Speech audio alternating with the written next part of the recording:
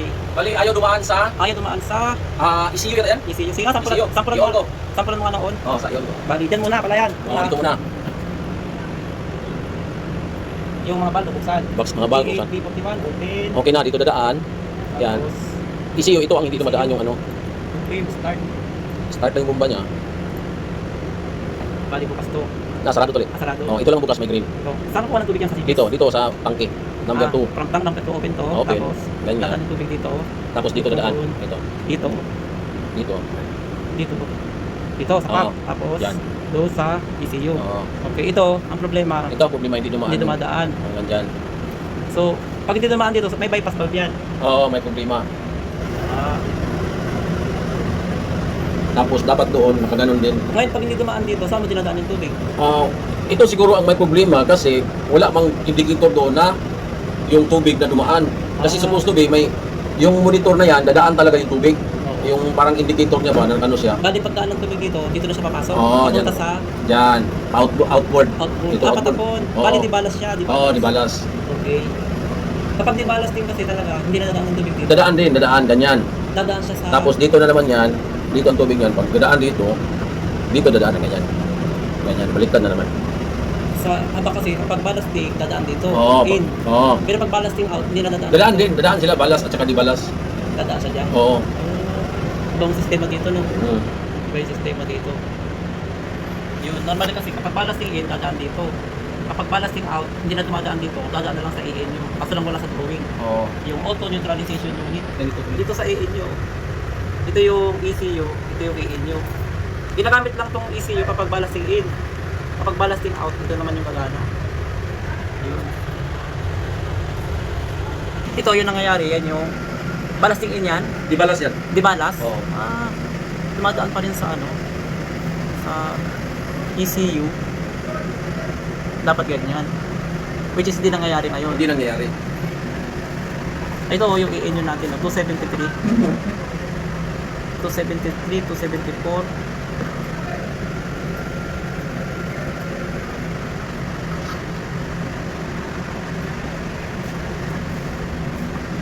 Oo nga no. Ballast tank. Yung tubig, tinanggal, dumaan ang ECU. Pero si 0 ampere, tama.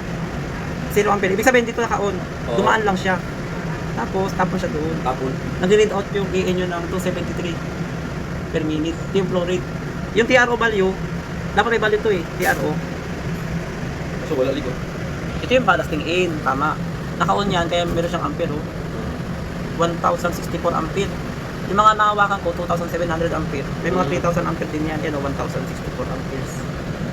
Yan yung ballasting in, tama yan. Dadaan pa rin siya doon. Kapag ballasting out, dapat yung valvula dito at saka doon sarado na. Ito dapat ang naka-open yung itong bypass. Dito ka dadaan dapat pag ballasting out.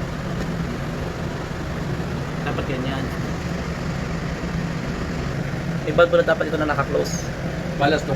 Tapos yung tubig, ito papadaanin na lang doon para makapag-out. Ballasting in, sarado yung bypass. I-open naman yung valve dito. Gawa nga natin ngayon dito ay ballasting in. Ayan o. Ballasting in. Meron tayong amperes na 1064 ampere. GTES, ito yung gas.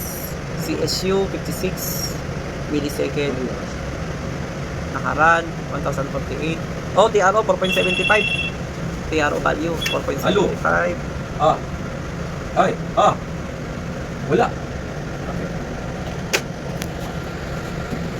All valves necessary must need to open before starting the ballast pump and run the RCM unit to produce corresponding output current ranges 990 amperes with 200 cubic meter per hour up to 4990 amperes with 1000 cubic meter per hour with seawater temperature of 15 degrees Celsius or with output current of 1089 ampere with 200 cubic meter per hour, flow rate up to 5,489 amperes with 1,000 cubic meter per hour, flow rate at 5 degrees Celsius seawater temperature.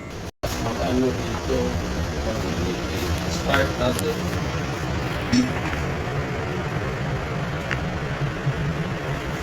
Ayan, nag-run na siya.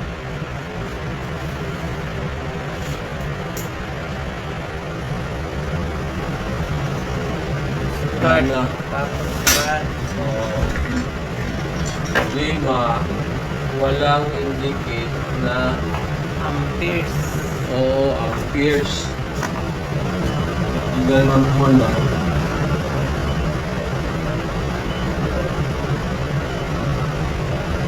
Ano, please stop.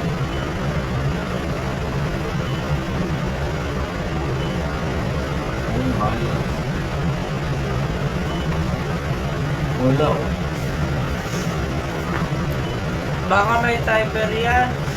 Normally, the RCM stop the PRU ECU operations once the required pressure more than 4 bars not reached within 5 minutes period time, or the pressure switch keep remain closed with pressure is less than 4 bars to avoid the PRU to generate 1000 amperes up to 5980 amperes, preventing from overheating and damage the PRU electronic and electrical components. Do you want to start? Yes. Run. Okay na yan siya. Naka-green yung ECU, Naka-green pero walang indicate na pumasok sa ECU. PSU. Oh. Sabihin, hindi gumagana to. Dapat magbibigay ito ng amperes. Silipin ko doon sa baba Oh.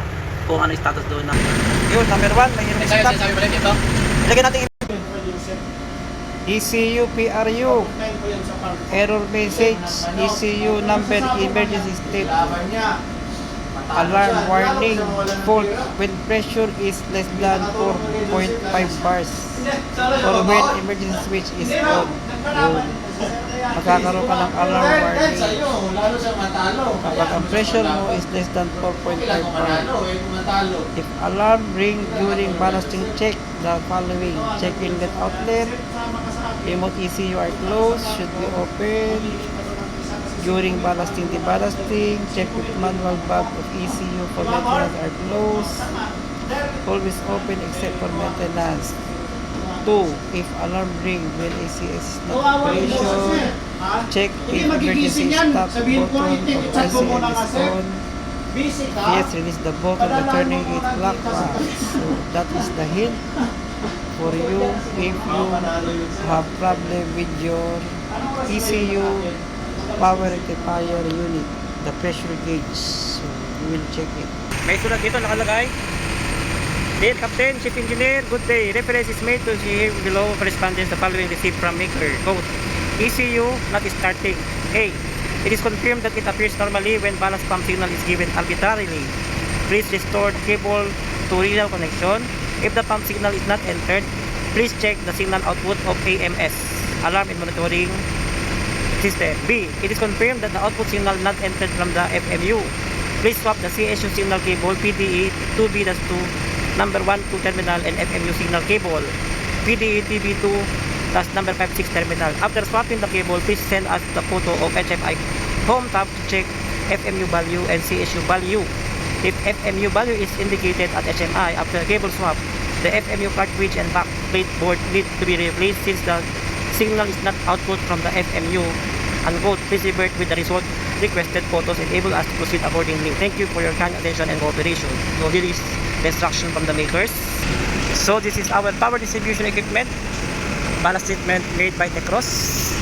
This is our ECS RCM.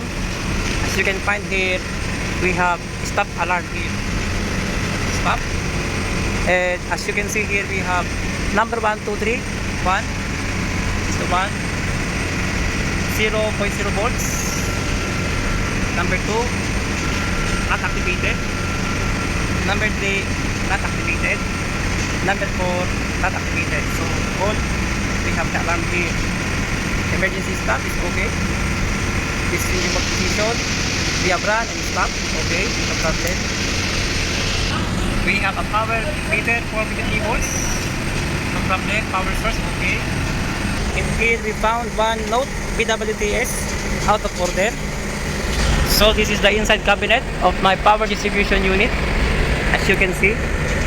And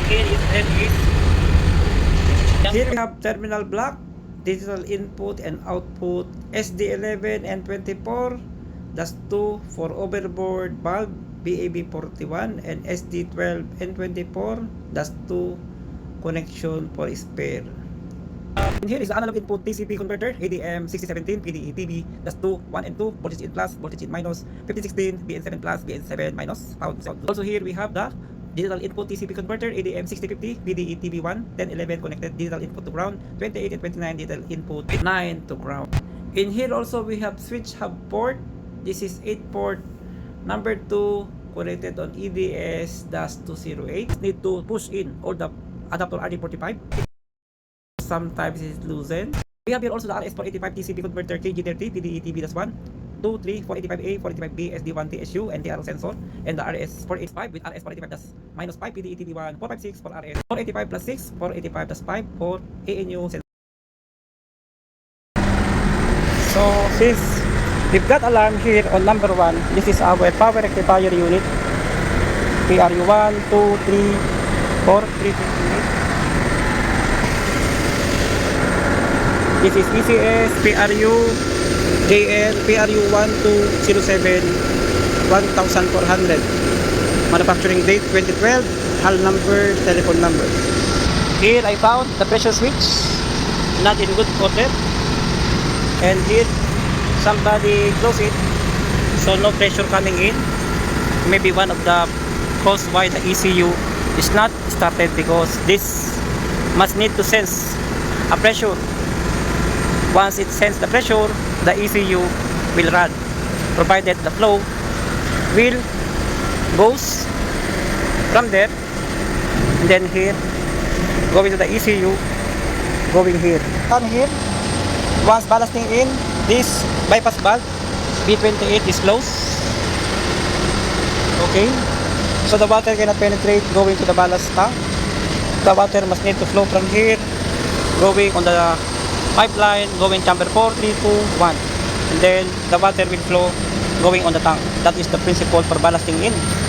For ballasting out, from there, this valve must be closed, then this valve must be closed, and this valve must be open. That is for making a deballasting. So this is PRU1 power, PRU2 power, PRU3 power, PRU4 power, going on this 1, 2, 3, 4. This is ECU junction boxes, so it's nice to see inside. Better to remove this one before you open the cover on top, so we will see what's going on inside. Remove this one, power. Nice remove. PRU number 1, as you can see inside, we have plenty capacitor. See?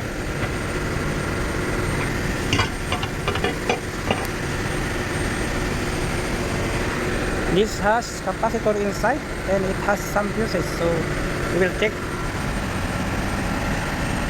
400 volts, 1000 microfarad. Okay.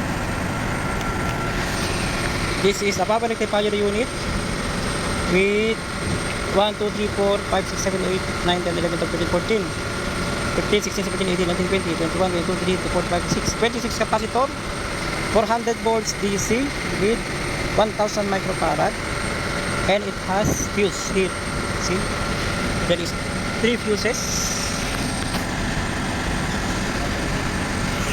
This is our electronic module.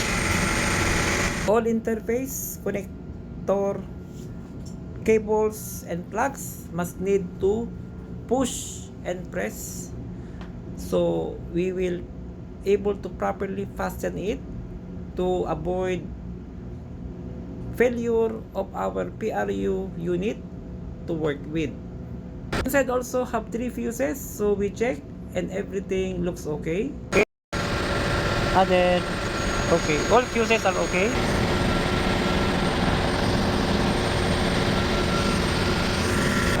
Signal, this one, signal. So here. Now sila, itong trabaho mo. Parang wala ko maintindihan. 100 watts, 80 ohms. Hindi, yung trabaho mo parang wala ko maintindihan. Go. Ayun. I-check natin. Tatlong araw lang lahat. Balance water treatment. Ayan, may problema yung balance treatment namin namin. Pag-check ko na yun. Wala na pinag-check. Si Arjun, oh. Shout out! Shout out sa hacker. Shout out! At saka sa katatapos ng lahat. Yun, pressure gauge dito tinanggal. Tapos sarado yung pressure gauge. So yung pressure switch pala masisense. Itatap natin to ngayon. Sige, paandalin mo na sir. Pandat na. Yun. Bali tinap ko na dito. Bali nakatap na yan. Tingnan natin dito kung mag-activate. Ayun, nag-green. Nag-green muna na.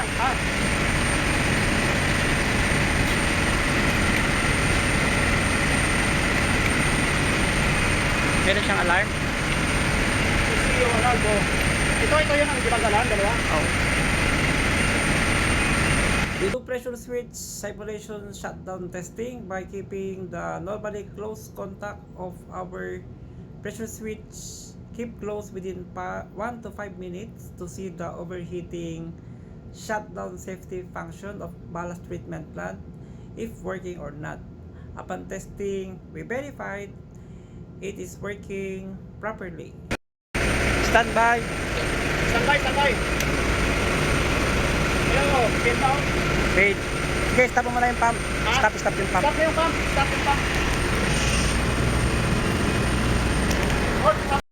Pwede pulan. Control pressure. Ayan siya oh. Hindi pa nag-reply. Pressure. Mag-push ka. I-push ka ng push. Pag kayo may nabiktima na. 150 bar. 10 bar. Pati sa bright yung kuruan ko doon. Bali pressure switch. Nag-message sa akin. Sabi ko, sir, punta sabi ko may inis na dito sa Jumper muna natin ito. Wala pa rin akong ticket. Pero sabi ko, may Barago lang nilitan. Tingnan nga natin. Yun. Guys, kaya pala. Naka-disable yung pressure switch. Hindi siya matitake, no? Yung pressure switch ng ating balance treatment. Siyempre, dapat yan makaset na may pressure doon sa linyada. Pag walang naset na pressure yan, hindi mag-activate yung ECU natin. Okay guys, so normally, open siya, no?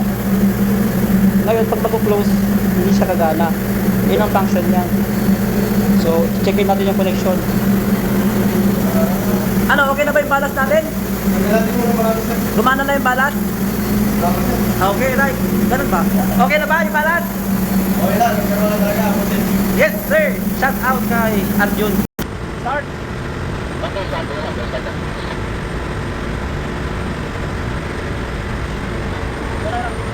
One, two, three, 4, 5, 6, 7, 8.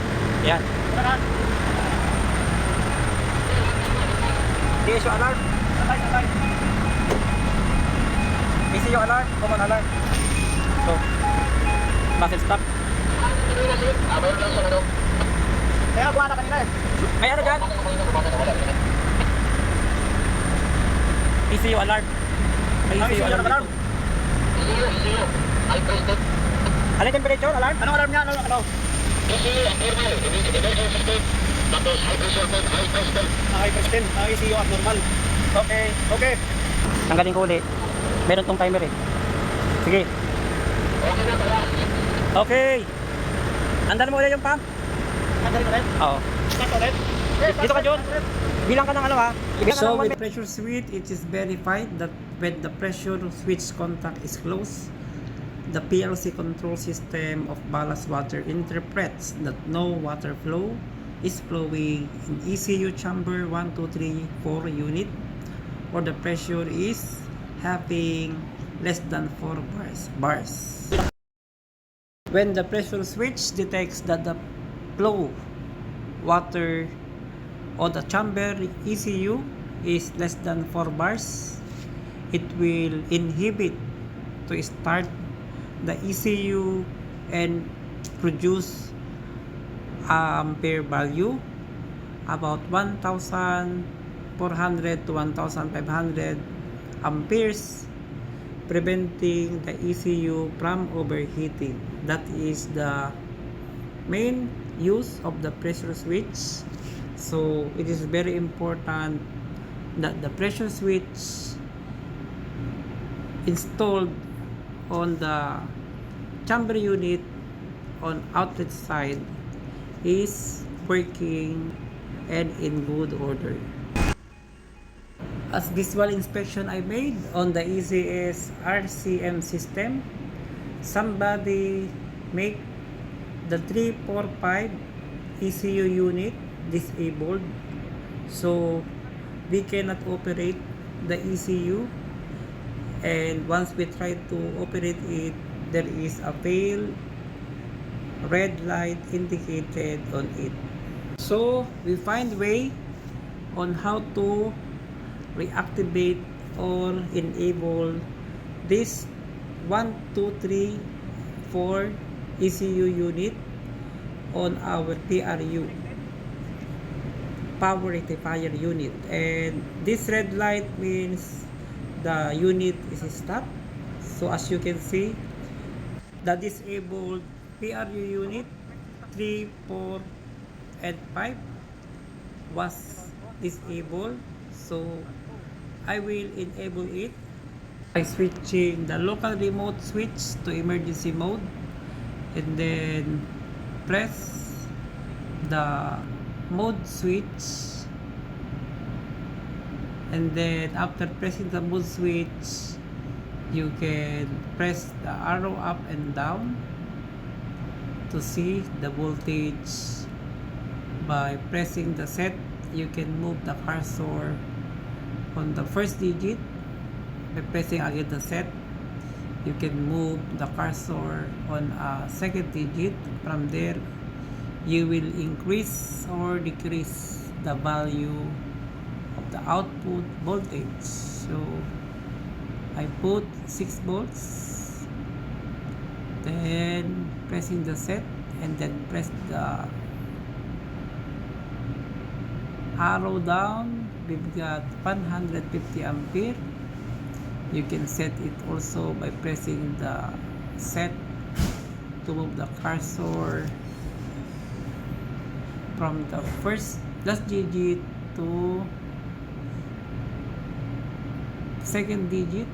Take note, this procedure is applicable when you run your ballast water treatment in emergency mode by increasing gradually the voltage and the current output, and then press the run when you are in emergency based on a TRO value that you may get on your TSU unit. During a ballasting in operation, you must need to have 5 to 8 ppm value. So 5 is the minimum and 8 is the maximum. If you've got lower than 5, you may increase your voltage from 6 volts to 9 volts, 10 volts, up to 25 volts. That is the maximum. And from there, you can also change the current outputs. Provided that you may get a TRO value 5 to 8 ppm with equivalent volume flow rate on your ECU chamber unit. Take note, the flow rate has a specific ampere value, and we need to keep in mind that we need to monitor the TRO values.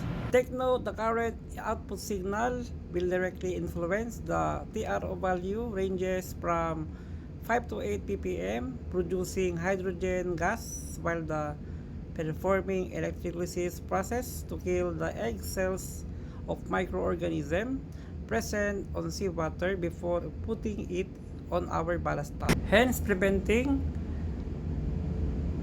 the spreading of microorganisms to bring on other sea water places, country to country, or continent to continent, protecting the marine ecosystem during the ballasting or discharging of seawater from ballast tank at sea.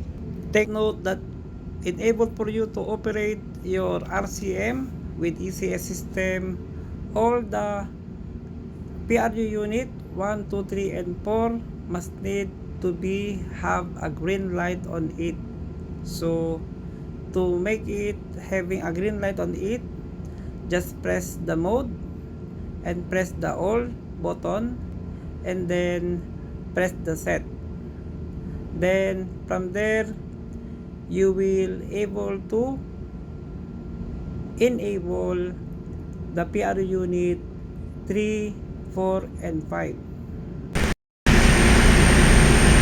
Program version, you can have 6 volts, 6.2, out of 46, see, monitor voltage 6, 150 ampere. By setting this one, you have to set here, set. We can put 1, 2, 3, 4. That's it. Then we can proceed here. Make like this. So that is the function. Green, green, green. This is stop.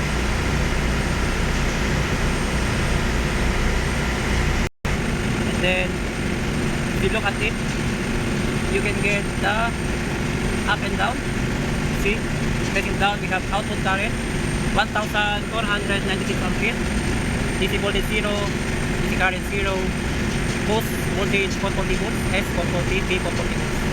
So in order for you to set this is the program version. We have 0103. Balancing in tayo. So papasok yung tubig. Tapos meron tayong 1477 ampere. 1,500. Nadali. Yung TRO natin dapat meron tong reading. Ang alarm TSU1. Oh yun. Yung TSU1 na yun, meron tong TRO, PPM value. Okay na yan, okay na. So main voltage 453 volts, main ampere 17 ampere. GDS10 CSU Bablog ka na, bablog. May linaw na. milliseconds, FTS 31, temperature.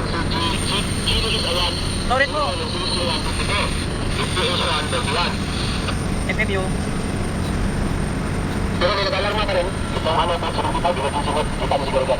Yung storage mo sir, ilan ba yung requirement mo ng storage? 259, cubic meter per hour, okay na yan? 253 cubic meter per hour storage. Ang problema na lang natin, wala tayong TRO values. Normally 5 to 8, 5 to 6, average 6 ppm pag palakingin tayo.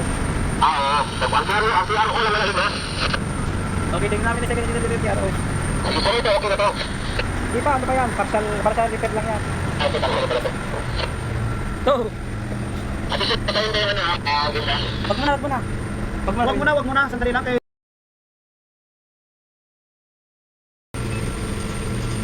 Hiran natin na. Ayun, hiran natin. Ayun, tumunog na to. Tumunog na yung hangin. Yes. Ayun o. Okay, fine. May TRO value ba dyan? Sabihin mo. May TRO value ba dyan? Sandali lang, malapit na. May TRO value ba dyan? Ayun. May PRO value ba dyan? Ano po, sabi ng PRO? TRO. PRO? Oo. Meron ba PRO value dyan? Check. Ito wala. Wala. Prime. Gugong pa siya oh. Dapat may reading to eh. 53. Ito sir oh. Take ito sir oh. Ito. Ito kasi din man. EPA. Itapamping yan. Para may sampling dito. Yan oh. Hindi pwede man yan mag-silver yung bago line eh. Walang laman tong isa eh. Ha? Walang laman. Oh. Ba't walang laman yan? Ayan oh. Meron siyang sampling. Walang naman yung dito, no? Water calibration. Ano to? 24. Sir, meron ka ba dyan CLX na bago? Sabihin mo. Ano? Bagong CLX reagent. CNX? Oo, reagent. Buffer solution sabihin mo. Ay, paano? Sir, meron ka dyan ano? Buffer solution. CLX. Blue and red. Bago. Walang reading dito yun. Yung ating ano, Parang meron tinatawag natin na sa total Corin buffer solution.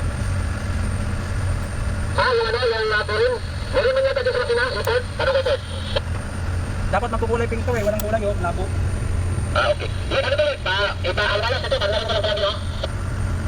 Tuloy-tuloy mo lang sir kung kailangan mo para ano, matesting natin. Kung ano gusto mo, ipara mo muna, magpapalit mo lang si electric agent. Wala kasi magandang rating dito. Dapat yung walang value. Oh. So pagka bagong kabit to, pinunin mo lang itong prime. Pag nag-prime ka, may papumping siya ng tapos quality. So 75, pumping nga, nakapump ito. Pump.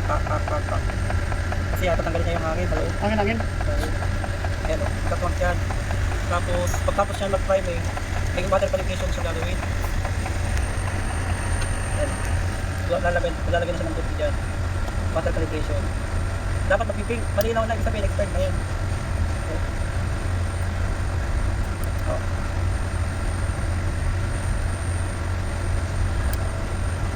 Yun na. Wala oh. Mawala no? Parado na siya. Minsan filter, magkami. Palitan natin filter para naman. Kasi pag may nakakuha niya, nag-experience dito mag-inang natin yan. Linis mo. Kung ba't kayo lumalabas sa tubig? Ano yan, yung tinatapon niya yung dinis. Wala. Balik tayo na sa luto. 6.1 volts. 6.1 volts. Kan. Nawala yung stop alarm. Okay. Tapos dito, pinatay muna namin PSU. Kasi walang TRO value. Yun. Bibigyan na lang namin bukas.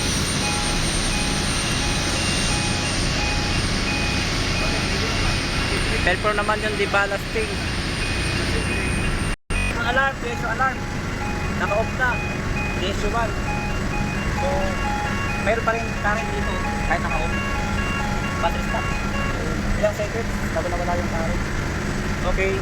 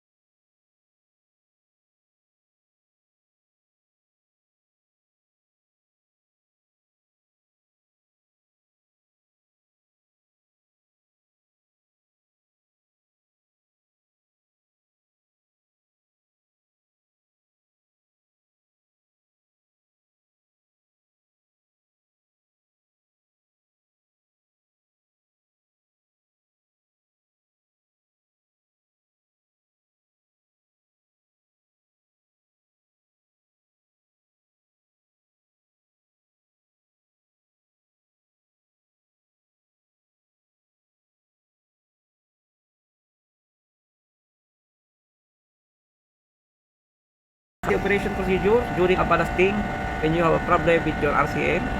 First, start procedure, you must turn the circuit breaker, okay, and then unscrew a cover, and then you have to check the status of the can. Normally, this can start blinking when the communication is normal, and we have here one red button, meaning the RCM is in stop.